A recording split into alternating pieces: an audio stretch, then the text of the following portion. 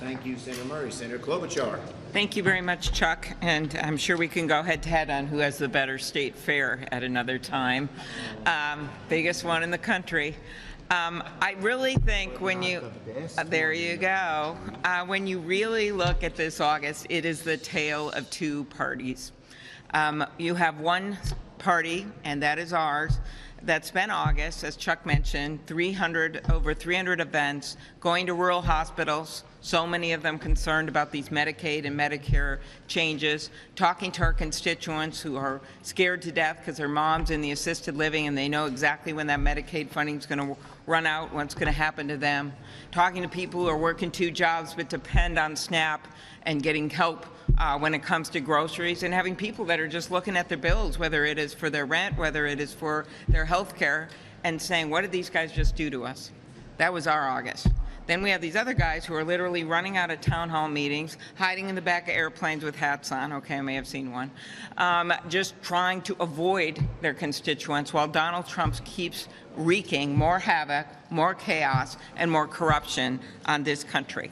So for me, it was actually pretty jarring to come back here, having spent the last few days in my state embracing these families who had kids that literally watched their friends be shot in the gut, shot in the neck, meeting the family of one of the children who was killed, who that night they were already sitting in the Holy Angels gym trying to find solace among their families and friends. They literally went to that event because they believed in the people that surrounded them. They didn't want to be alone at home.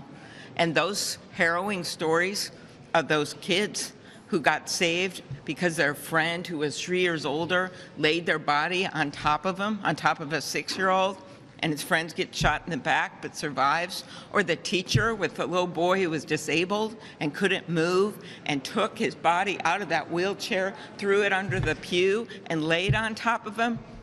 It's pretty jarring to come back here, because those kids and those teachers and those faith leaders in that moment, in that horrible moment, made the decision to look out for each other.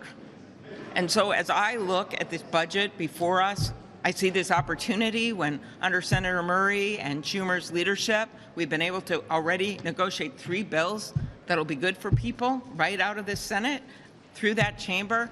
That's what we should be doing. We should not be embracing a partisan budget process. We have this moment where our colleagues who we work with all the time in different matters can finally stand up and say, hey, we want to see a better world here, and we want to see something better, and we want to reverse some of the harms that have been done, and we do not want to embrace this partisan process. So that's where I am, and it's very much dictated by what I just saw happen at home. I think our constituents deserve better than having something rammed down their throats that are going to make their lives worse and not better.